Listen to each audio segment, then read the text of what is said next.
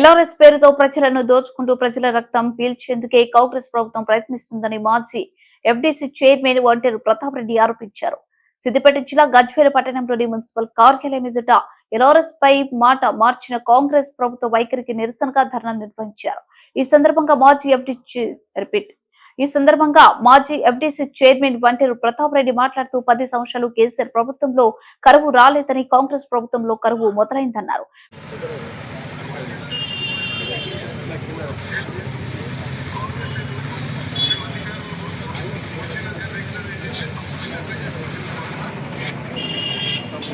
నేనేమంటున్నా, ఉత్తమ్ కుమార్ రెడ్డి గారి నోరా మోర్యా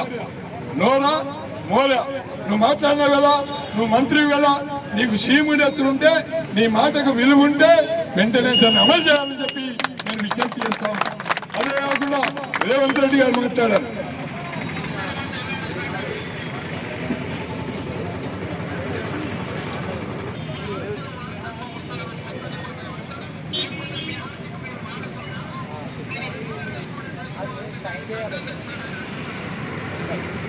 అంటే రేవంత్ రెడ్డి గారు మీరు ముఖ్యమంత్రిగా ఉన్నారు, మీరు ప్రతిపక్షంలో ఉన్నప్పుడు ఇచ్చిన మాటకు కట్టుబడి ఉండాలి. సీము నెత్తులో ఉన్నటువంటి వ్యక్తి అయితే దాన్ని వెంటనే ఉచితంగా ఎల్ఆర్ఎస్ ను అమలు చేయాలని చెప్పి మేము విజ్ఞప్తి చేస్తా ఉన్నాం. అదే కాకుండా సీతక్క గారు మాట్లాడారు.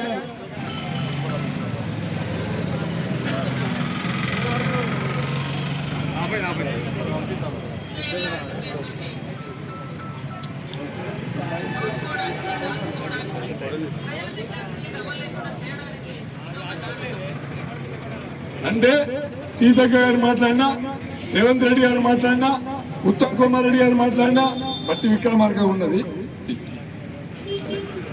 బట్టి విక్రమార్క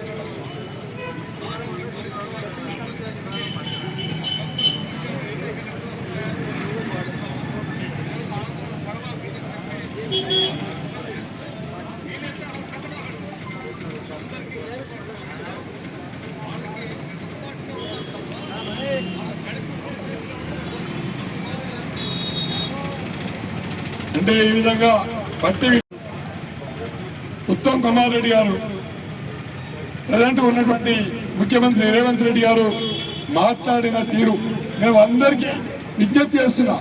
నిజంగా మీకు సీమనెత్తులుంటే, మీ నోటికి మీ మాటకు విలువ ఉంటే వెంటనే టీఆర్ఎస్ ఉచితంగా సింగిల్ డేలో అమలు చేయాలని చెప్పి మేము డిమాండ్ చేస్తున్నాం.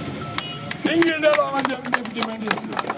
అదే కాకుండా ఇలా చాలా మంది చాలా రకాలుగా మాట్లాడుతూ ఉన్నారు. నిజంగా చెప్పాలంటే 10 సంవత్సరాలు కేసీఆర్ గారు టీఆర్ఎస్ పార్టీ అధికారంలో ఉంది. ఒక్క రోజు కూడా కరువు రాలే, కాటకాలు రాలే.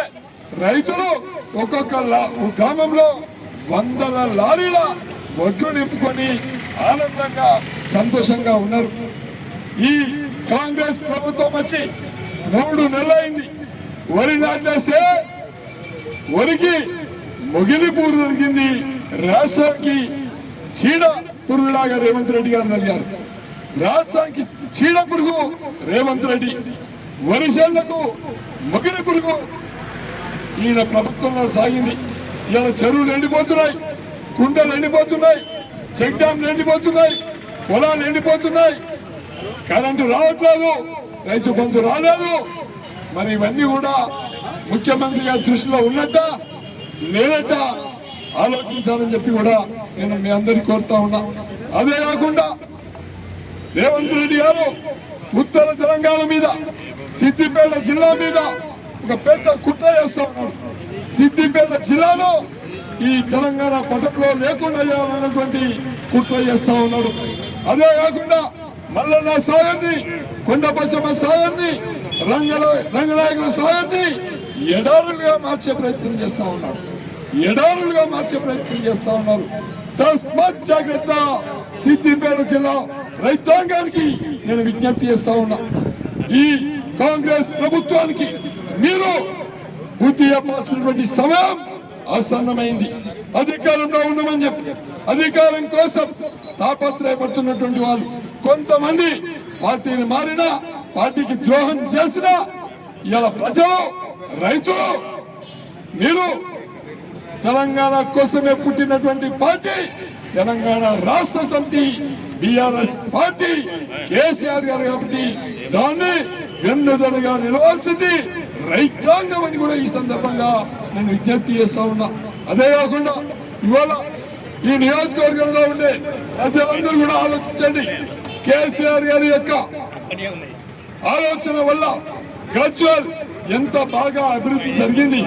ఇప్పుడున్నటువంటి ప్రభుత్వం కేసీఆర్ గారు ఇచ్చినటువంటి 200 కోట్ల రూపాయల్ని తుచ్చ నిమిత్త మాత్రంలో ఆ 200 కోట్లు రద్దు చేస్తే ఇక్కడ ఉన్నటువంటి కాంగ్రెస్ పార్టీ నాయకులకు సీమునెత్తులు లేరు.